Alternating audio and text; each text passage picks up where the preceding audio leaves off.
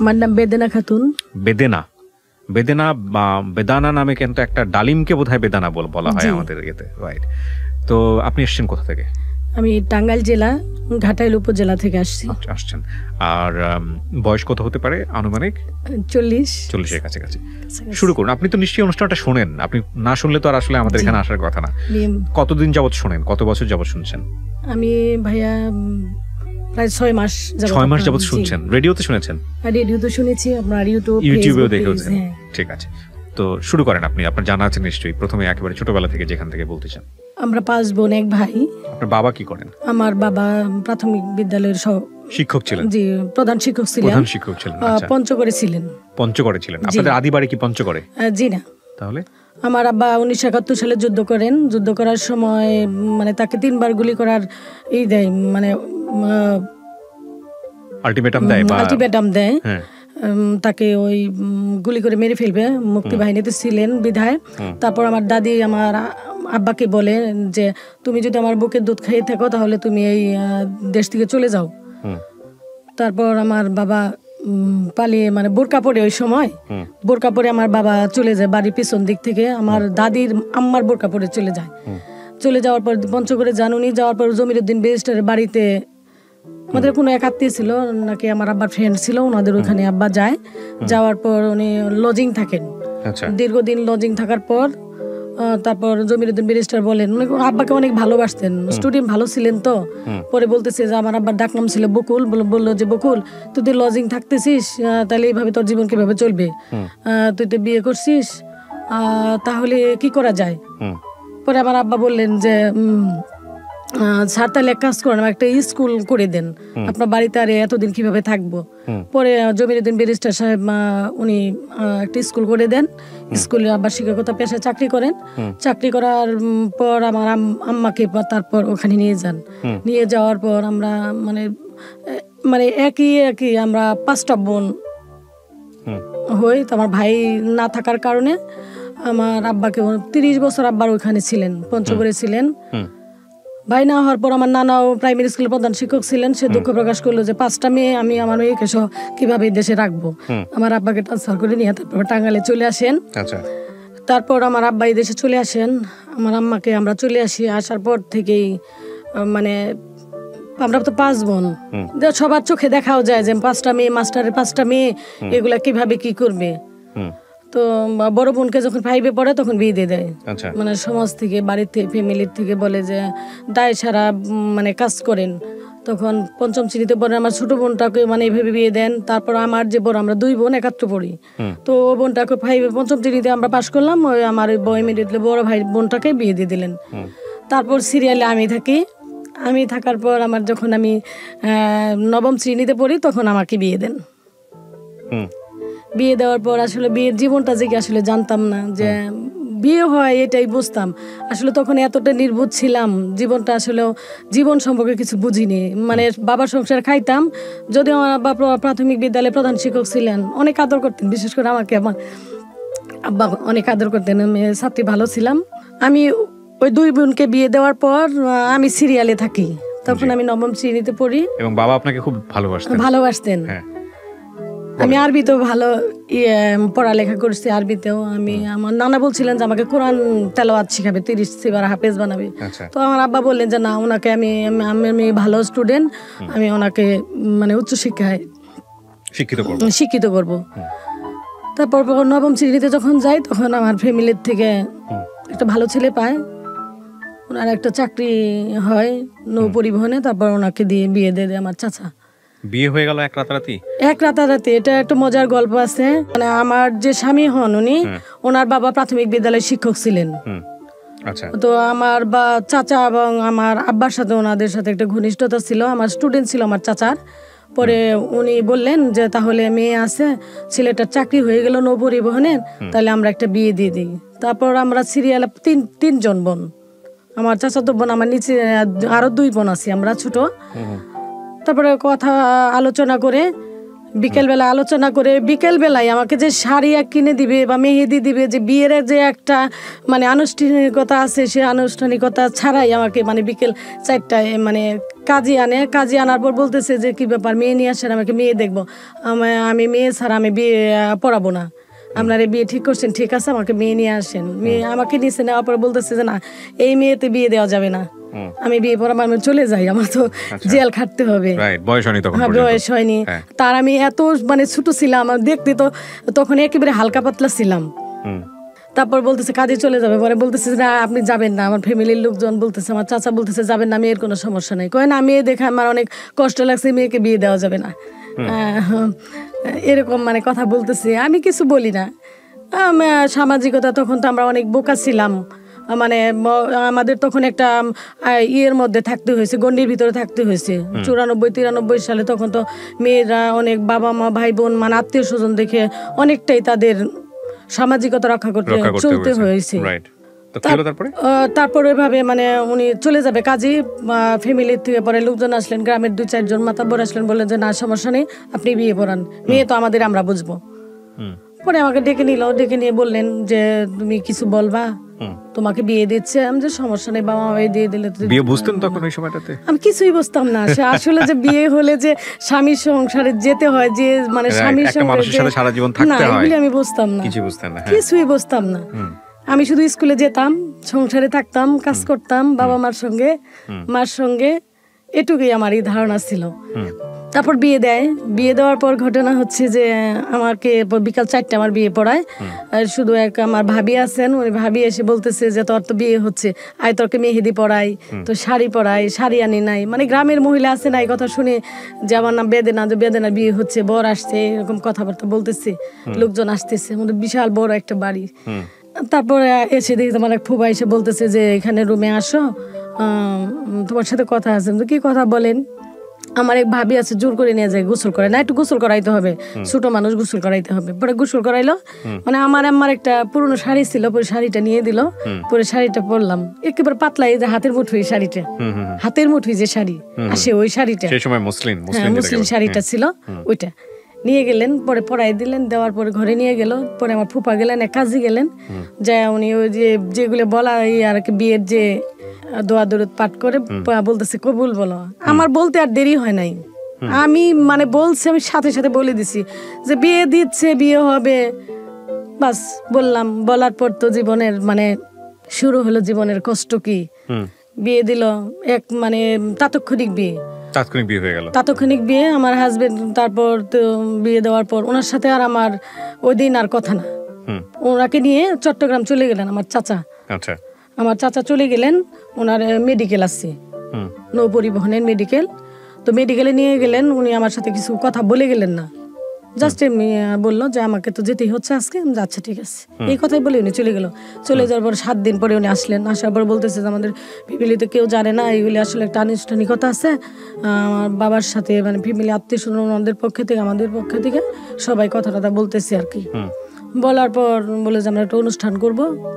অনুষ্ঠান আর ওনারা করলেন না, 1 সপ্তাহ চলে গেল, অনুষ্ঠান করলেন না। পরে উনি আসলেন, আসার পর আবার অনেক বুদ্ধিসম্পন্ন ছেলে মানুষ, তো বুঝতেই পারেন, ডিগ্রিতে পড়াশোনা করে, তারপর তাদের তো কমার্শিয়াল অনেক ব্রেন তাদের আছেই, থাকবেই স্বাভাবিক। 1 সপ্তাহ পর ওনার সাথে দেখা করার পর উনি চলে গেলেন, আবার সময় নিলেন, নেওয়ার পরে ওনারা একদিন আসলেন আমাদের বাড়িতে। ছেলে কি করতেন তখন? ওনার চাকরি হলো নিউ পরিবহনে। তার আগ পর্যন্ত উনি বেকারই ছিলেন।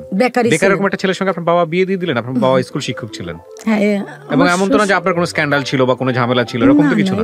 তারপর বিয়ে দিয়ে দিল। হ্যাঁ, তখন বিয়ে দিয়ে দিল। ওনার নিউ আমার চাকরি হলো আর কি। বিয়ের পরে সেটা হয়েছে না, যেদিন বিয়ে হলো ওদিন ওনার চাকরিটা অ্যাপয়েন্টমেন্ট লেটার পেলেন। এটা কি মানে চাকরি কি আপনারাই কোনোভাবে দিয়েছিলেন, এরকম কোনো কিছু কি এখানে কোনো চেষ্টা ছিল ছেলেকে বিয়ে দিব, চাকরি দিয়ে দিব এরকম? জি, তারপর এভাবে বিয়ে হলো। তারপর শ্বশুর বাড়ির থেকে মানে লোকজন কয়েকজন আসলেন, আসে আমাকে উঠে নিবে, আমাকে পড়াশোনার যে একটা দায়িত্ব শ্বশুর বাড়ির থেকে নিবে।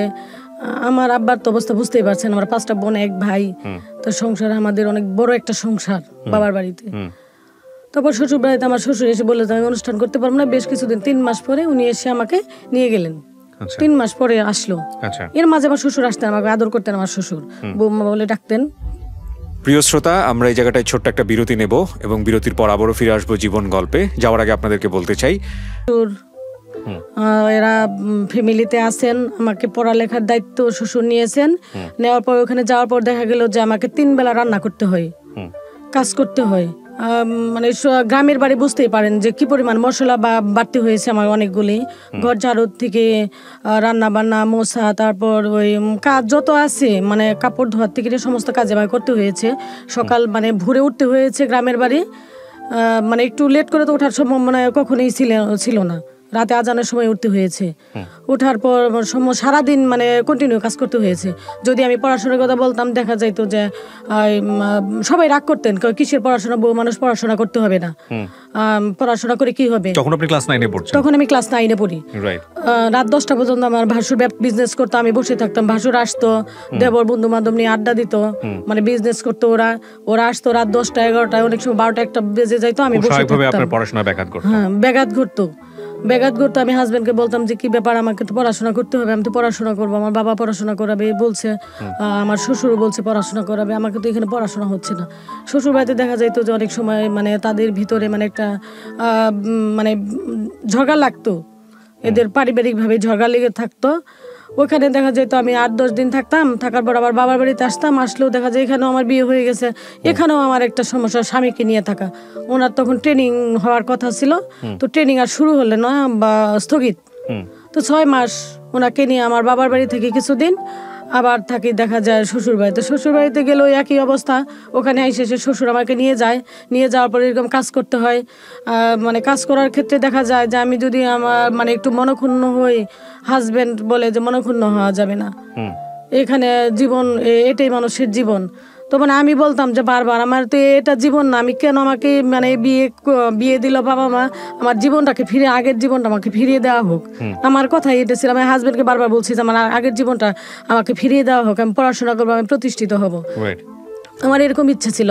মানে একদিন আমার ননাস, তার নানি অসুস্থ, এদিকে আমার পরীক্ষা, এভাবে মানে কন্টিনিউ আমার চলতো। আমি রাত মানে 3টা পর্যন্ত পড়াশোনা করতাম। অনেক সময় দেখা যেত আমি যে 1টার সময় যাইতাম, যাওয়ার পর আমি কি আধা ঘন্টা ঘুম আসতাম, তখন তো নাই আমি সায়েন্সে পড়াশোনা করবো, আমার চিন্তা ছিল। পরে সায়েন্স নিলাম, নেওয়ার পর আমি তো রাত ভরে আধা ঘন্টা 1 ঘন্টা আমি ঘুম আসতাম। ঘুম পরে মানে আমার একটা মাথার মধ্যে টেনশন ছিল, সংসার, আর একদিকে পড়াশোনা আমার টেনশন ছিল যে আমাকে পড়াশোনা করে প্রতিষ্ঠিত হইতে হবে, যে যাই কিছু বলুক। তো ওভাবে পড়াশোনা করতাম, রাত ভর পড়াশোনা করতাম, দিনভর কাজ করতাম। কাজ করার পরে মাঝখানে আবার দেখা যেত যে ননদ এক কথা বলে যে বউ দিয়ে পড়াশোনা করাবো, দাদা ভাই বলে, দাদা ভাই পড়াশোনা করে, ভাইয়া কিছু করে না, সংসার এটা কে দেখবি, এইভাবে কাজ না করলে কি হবে। তার ভাইয়ের সাথে তারা মানে ঝগড়া লাগাইতো, ওখানে মানে নাগাতার মানে বিশৃঙ্খলা তাদের মধ্যে যে লেগেই থাকতো। আবার ননাসে যদি আমি কোনো সময় যদি সমস্ত কাজ যদি আমি শেষ করে বলতাম যে আজকে এখন একটু গণিতে আমি একটা অধ্যায় দেখি, বসলে বই দেখলেই এরা মানে ননাসে বলতো যে কি ব্যাপার, তোর বউকে কি ব্যারিস্টারি পড়াশোনা করাবি, তোর বউ কি ম্যাজিস্ট্রেট হবে, এরকম কথা বলতেন। মানে ভাসুরেও মানে যদি পড়াশোনার কথা বলতো কিসের পড়াশোনা, বউ মানুষ পড়াশোনা করার দরকার নেই, এত পড়াশোনা করে কি হবে, বউ মানুষ কাজ করবে। আর আমি তো কাজের মানে এতটাই মানে কর্মী ছিলাম। আমার শাশুড়ি আমাকে আদর করতেন, বলতেন যে তুমি চেষ্টা করো, আমি তো পাচ্ছি না, এই সংসার কি করবো আমি জানি না, আমি কি করবো আমি জানি না। আমার শাশুড়ি এই কথা বলতো যে আমি শিক্ষিত ফ্যামিলির একটা মেয়ে আনছি, আনার পর এখানে এই সমস্যা, মানে কেউ মানে কোনো কিছু বলার ছিল না। হাজবেন্ড মানে সাপোর্ট করতো উনি মানে নিরুপায় ছিলেন, তখন বেকার অবস্থা, ওনার ট্রেনিং হওয়ার কথা ছিল, ট্রেনিং হলো না। ইতিমধ্যে আমার শাশুড়িটা মানে ওইভাবে মারা যান, স্ট্রোক করে মারা যান, মানে সংসার থেকে চলে যান, চিরবিদায় নেন। তারপর আসলো, এর মধ্যে একটা ঘটনা ঘটে গেছে আমার জীবনে। আমার ছোট ভাই, আমার ছোট বোন, আমার এই দেবর, দুজনে কোর্ট ম্যারেজ করেন। আচ্ছা, কোর্ট ম্যারেজ করে বিয়ে করে, সেখানে আমার একটা জীবনের মানে দুর্ঘটনা ঘটে যায়। মানে কি আপনাকে ব্লেম দেওয়া হয়?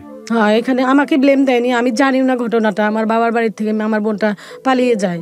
আমার বোনটা অনেক সুন্দরী, আমার দেবর ওনাকে, আমারই আপন বোন। আপনার দেবর বিয়ে করে? আমি জানতাম না, সেখানে আমার অনেক মানে কষ্ট গেছে। আমি সংসারে বাবার বাড়ি যেতে পারি নাই, শ্বশুর বাড়িতে আমি এভাবে মানে কাজকর্ম করে যেতাম, এভাবে রাতভর পড়াশোনা করতাম যে আমাকে প্রতিষ্ঠিত হতেই হবে। এই বোনটাকে এভাবে মানে ওনারা বিয়ে করে, জানে ওনাদের ফ্যামিলি জানে, সবাই নিয়ে যায়। নিয়ে যাওয়ার পর আমি আর শ্বশুর বাড়িতে থাকতে পারলাম না। থাকার মতো পরিবেশ ছিল না ওখানে আমার। একদিকে বোন আমার বাবার বাড়িতে দোষারোপ করলেন, মানে প্রেম করে মানে বিয়ে করলে তখন বাবার বাড়ি কাউকে ভালো লাগে না, শ্বশুর বাড়ি সবাইকে ভালো লাগে, এটাই কিন্তু স্বাভাবিক। আর আমার বোন আমার হাজবেন্ডের ছোট ভাইকে বিয়ে করলেন। আমার ফ্যামিলির থেকে অনেক ধরনের এটা সামাজিকতার অনেকটাই হেয় হয়ে গেছে। তখন আর আমি শ্বশুর বাড়িতে থাকতে পারলাম না। তখন চলে আসি বাবার বাড়িতে। বাবার বাড়িতেও থাকা সম্ভব হয়নি। আচ্ছা, দুই জায়গাতেই মানে একটা মানে এতটা মানে জীবনের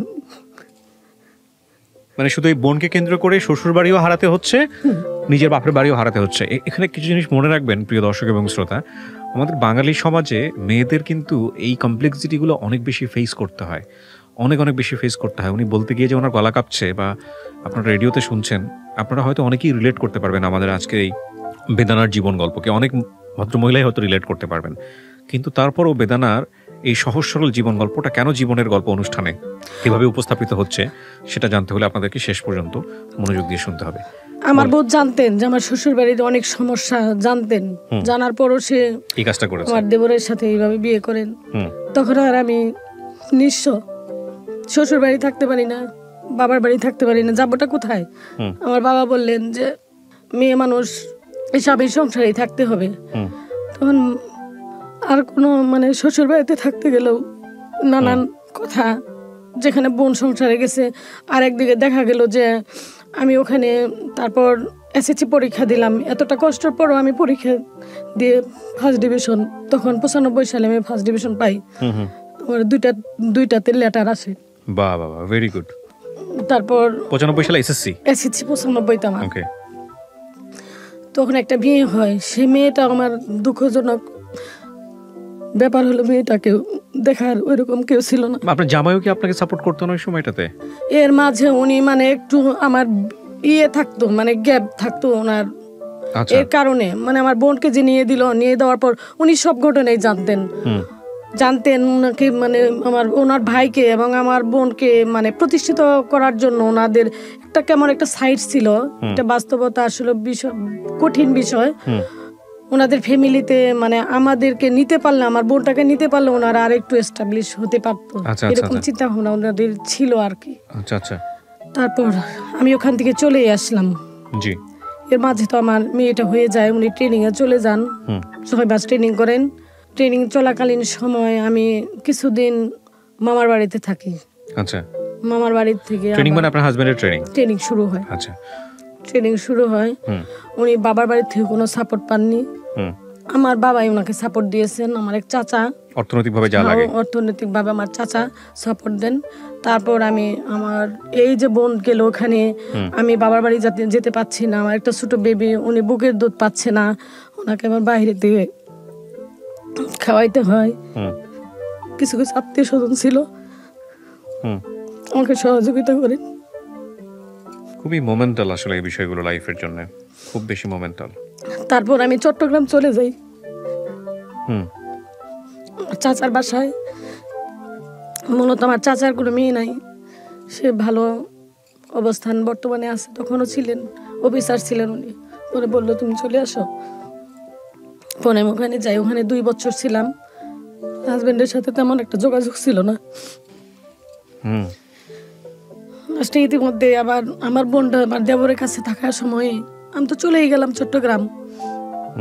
ওনার একটা বেবি হয়, ছেলে হয়, ওনারা বাড়িতে থাকেন। হাজবেন্ড ওইখান থেকে ট্রেনিং শেষ করে ওখান থেকে আবার বাইরে চলে যায়। মূলত উনি শিপে চাকরিতে জয়েন করেন। যাওয়ার পর বাড়িতে বাবাকে টাকা দেন, সংসারে টাকা দেন। এখানে আমার চাচা ওনাকে অনেক মানে আমাকে রাখবেই না। আমার চাচা বলে তুমি ওনাকে ছেড়ে দাও, মেয়েটা দিয়ে দাও, তোমাকে আমি সুন্দর বিয়ে দিয়ে দিব, তোমার লাইফে কিচ্ছু হয়নি। কিন্তু আপনার জামাইয়ের সঙ্গে কি বিষয়গুলো নিয়ে কখনো কোনো সমস্যা হচ্ছিল না? ওর সঙ্গে কথা কাটাকাটি করা, মনোমালিন্য করা, এরকম কোনো কিছু হচ্ছিল কি? ছিল এই বিষয়টা, আমার বোনকে যে উনি ভাইকে নিয়ে দিল, এগুলা নিয়ে আমি আপনাকে প্রেসার দিত, আপনাকে প্রেসার দিত, আমাকে কিছু বলতে দিত না। আচ্ছা, কিছুই বলতে দিত না ওনারা। ওকে, না আপনার জামাইয়ের কাছ থেকে কি আপনি কোনো সাপোর্ট পেয়েছেন না পান নাই? তখন আমি মেন্টালি সাপোর্ট পান নাই? না, মেন্টালিটি আমাকে সাপোর্ট উনি দেননি। শুধু যে পড়াশোনা করতাম তখন আমাকে, যখন ফ্যামিলিতে ছিলাম, এই বোনের ঘটনা হওয়ার আগে উনি আমাকে অনেক সাপোর্ট দিতেন। অর্থনৈতিক না দিতে পারলেও একটু রাতে আমি পড়াশোনা করতাম বা দিনে কাজ করতাম, এটা নিয়ে বাড়িতে অনেক মানে উনি বাকবিতণ্ড করতেন আর কি। আচ্ছা, ওকে, বলেন। তারপর চট্টগ্রামে ছিলাম 2 বছর থাকার পর আমার মেয়ে বেবিটা বড় মোটামুটি একটু অবস্থানে আসে। এদিকে তো আমার শ্বশুর মানে অসুস্থ হয়ে পড়েন, শাশুড়ি মারা যান। তারপরে আমি আমার বাবার বাড়িতে আসি, আমার মা যায় আমাকে নিয়ে আসে। আচ্ছা, আসলাম দেশে, টাঙ্গাইলে আসলাম। আসার পর দেখি যে বোনটা ওইখানে থাকে, আমার দেবরও তাকে মানসিক মানে যন্ত্রণা দেয়, যন্ত্রণা করে। হাজবেন্ডের সাথে ওইদিকে আবার আমার তখন একটু ভালো অবস্থানে হয়ে গেছে আর কি, মেয়ে আছে যেহেতু একটা, আর আমি তো ছাড়তেছি না। জানে যে আমাকে ফ্যামিলির থেকে আমার চাচা, অনেক আত্মীয় স্বজন, আমার মামারা বলছে যে তুমি চলে আসো এখান থেকে, তোমাকে আমরা ভালো বিয়ে দিয়ে দেবো, তোমার প্রতিষ্ঠিত হওয়ার জন্য আমাদের যা লাগে আমরা করব। কিন্তু আমি বলছি যে মেয়েদের বিয়ে তো একটাই, আর জীবন তো একটাই, আমার একটা মেয়ে হয়েছে, থাক আমি না হয় মানুষের বাসায় কাজ করেই খাবো, তবু আমি আমার জীবনটাকে আমি এককভাবেই কাটাবো। উনিও আস্তে আস্তে নিজের এইটা বুঝতে পারছে। পরে যখন টাঙ্গাইলে আসি, বাবার বাড়িতে আসার পর দেখি যে আমার বোনের অবস্থাও তেমন ভালো না, দেবর কিছু করে না, উনিও মানে দুষ্ট প্রকৃতির লোকজনের সাথে তার সঙ্গ। আমার হাজবেন্ড টাকা দেয়, ওই টাকা নিয়ে এসে চলে ফিরে। তার মধ্যে একটা ছেলে হয়েছে, সেই ছেলেটাও অসুস্থ হয়। আমি বাবার বাড়ি থেকে পরে আমাকে আত্মীয় স্বজন এসে আমার শ্বশুর বাড়িতে নিয়ে যান। নিয়ে যাওয়ার পর কিছুদিন থাকার পর দেখা গেল যে এরা ভাই বোন সবাই একাত্র থাকে, সবাই একাত্র থাকে। আমার শ্বশুর পেনশনের টাকাগুলো, সমস্ত টাকাগুলো আমার ভাসুর নিয়ে খরচ করছে। সমস্ত টাকাই আমার শ্বশুরের পেনশনের টাকা আমার ভাসুর খরচ করেন। খরচ করার পর সে ওই টাকা দিয়ে ফ্যামিলির কিছু কিছু সাপোর্ট দেন, আর টাকা দিয়ে সে মানে তার মতো করে সে চলে। তারপর ওখানে থাকি আমি, শ্বশুর বাড়িতে আমি নিয়ে যাওয়ার পর ওখান থেকে থাকা শুরু করলাম। আবার থাকার পর দেখা যায় ভাই বোনরা আবার এরা মানে ঝগড়া বিবাদ সৃষ্টি করার পর ওখানে ভাসুর আর থাকতে দিবে না, কাউকে থাকতে দিবে না, সে একাই বাড়িতে থাকবে বলতে আমার ভাসুর আমার শ্বশুরের কাছ থেকে সমস্ত সম্পত্তি লিখে নিচ্ছে। তারপর ঘরে দিয়ে দিল তালা। কোথায় যাব এখন? দেবরকে বলি তাহলে কোথায় যাবো, আমাকে নিয়ে আসলা। ছোট বোনকে বললি যে জীবনের লাইফটা আমাকেও নষ্ট করে দিলি, তুইও তো নষ্ট হয়ে গেলি। এখন একটা বেবি হয়েছে, তুই কি করবি? আমার একটা মেয়ে হয়েছে, আমি এখন কি করব বল। তারপর আমি সেই গ্রাম থেকে আবার চলে যাই শহরে, যাই একটা বাসা নিয়ে থাকা শুরু করি। তখন দেখা যায় যে ওই দেবর ছোট বোনের সাথে নিয়তেই ঝগড়া করে, কি করবে বেকার। আমার হাজবেন্ড কিছু কিছু টাকা দেয়, মাসে 5,000 টাকা দিয়ে আমাদের বাসা ভাড়া দেই, 2,000 টাকা, আর দিয়ে 3,000 টাকা দিয়ে আমরা চলি। বাবার বাড়ি থেকে ধান নেই, চাল নেই, এটা সেটা আমার আম্মা পাঠিয়ে দেয় বা এসে নেই। থাকা শুরু করলাম, থাকতে থাকতে দেখা গেলো যে দেবরকে আবার বিদেশ পাঠিয়ে দিলাম। আচ্ছা, বিদেশ দিয়ে দিলাম। তখন আমি 1.5 লক্ষ টাকা দিয়ে বিদেশ দিলাম। আমার 9 ভরি স্বর্ণ ছিল, আমার হাজবেন্ডই দিয়েছিল সিঙ্গাপুর থেকে নিয়ে, সেই স্বর্ণগুলো বিক্রি করে দিলাম। সে দেবর আর আমাকে সে টাকাগুলি দেয়নি। আমি তো সংসার এভাবে ওই চট্টগ্রাম যে গেলাম, ওই চট্টগ্রাম থেকে আবার আসলাম, এসে সংসার শুরু করলাম। সংসার থেকে আবার শুরু হয় এই সন্তান, ছেলে। আবার আমার উনি আসলে আবার সংসার শুরু হয় আমার। আবার সংসার শুরু করি, ছেলেটা হওয়ার পর থেকে নিয়ে দেখা যায় যে সামাজিকভাবে ওনারা মানে সংসার থেকে আবার আত্মীয় স্বজন এসে বারবার ওনারা বিশৃঙ্খলা সৃষ্টি করে। যে আমাকে মানে ওনার অর্থের দিকে একদিকে লোভ করে, আরেকদিকে আমার সন্তান নিয়ে আমি প্রতিষ্ঠিত হচ্ছি, এগুলা নিয়ে ওনারা মানে বারবার আমাকে মানে মানসিক যন্ত্রণা যেটুকু দেওয়ার দরকার, মান সম্মান থেকে নিয়ে সবকিছুতেই আমাকে হেয় করার অনেক চেষ্টা করছে ওনারা। চেষ্টা করার পর আমার মানে ইচ্ছে ছিল যে মানুষ যদি সততা ন্যায় নিষ্ঠার মাঝে যদি মানুষ তার চেষ্টা চালিয়ে যায়, লক্ষ্যকে সামনে রেখে তার উদ্দেশ্য যদি ঠিক থাকে, সে অবশ্যই তার কোনোদিন আল্লাহ কোনো না কোনো সময় আল্লাহ পাক তাকে সফলতা আনবেই। রাইট। তো আপনি শেষ পর্যন্ত কি করলেন? আমি এসএসসি পাস তো করেই তো এই মানে সংসার জীবন শুরু করার পর তো 2004 থেকে নিয়ে 2004 সালে আমার এর মধ্যে তো অনেক কষ্টগুলাই গেছে, এগুলো আবার এত নাই বলবো না। 2004 সালে আমার আবার হাজবেন্ডকে বললাম যে দেখো এইভাবে জীবন চলে না, তুমি যে টাকা পয়সা দাও এগুলো তো আমার হচ্ছে না।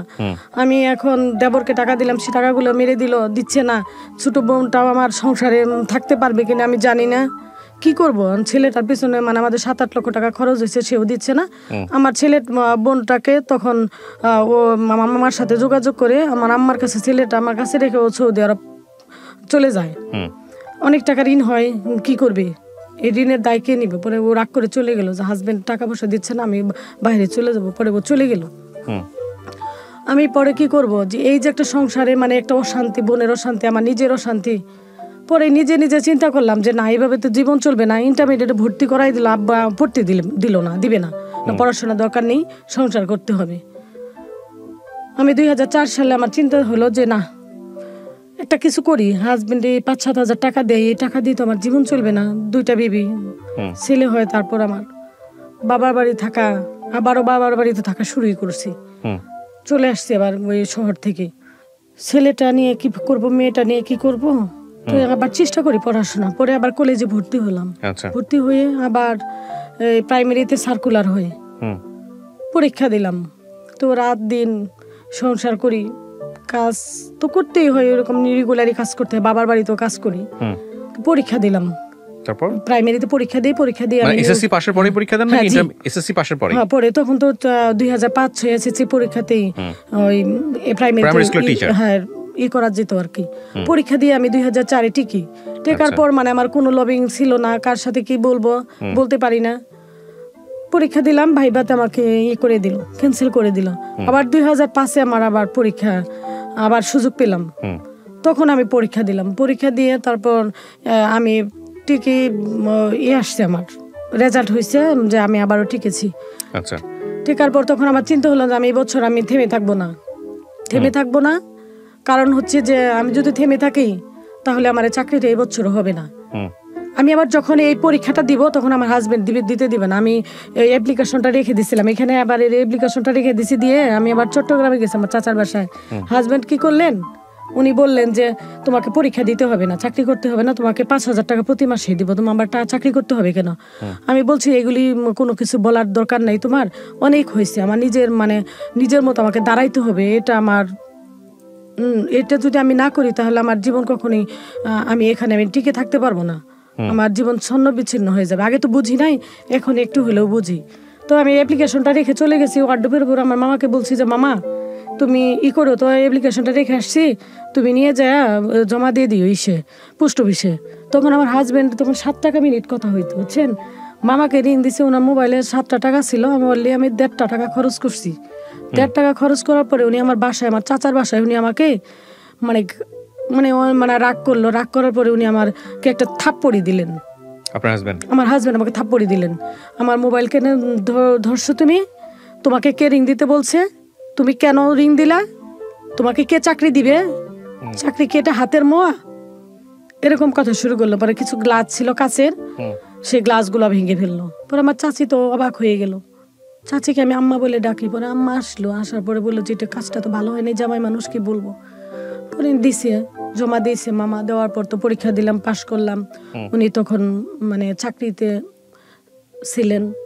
আমার অ্যাপয়েন্টমেন্ট লেটার আসলো, ওই যে পরীক্ষা দিলাম ভাইবাতে। তারপর তখন তো ভাইবাতে যখন আমি যাই, আমি তো রেগুলার আসলে এসেছি পাস, আমাকে কি প্রশ্ন করবো, ভাইবা বোর্ডে কে আছে, কে থাকবে, এই নিয়ে আমার মাথায় টেনশন জন্মগ্রহণ করলো। তো আমার আব্বা ছিলেন প্রাইমারি প্রধান শিক্ষক, বললেন যে তাহলে এক কাজ করো মা, তোমাকে আমার ইচ্ছে ছিল অনেক কিছু করা, তোমাকে ডাক্তার বানানোর, কিন্তু আমার ভাগ্যে তো হবে না, আমি সেটা নিজের পায়ে নিজেই কোরাল দিয়েছি।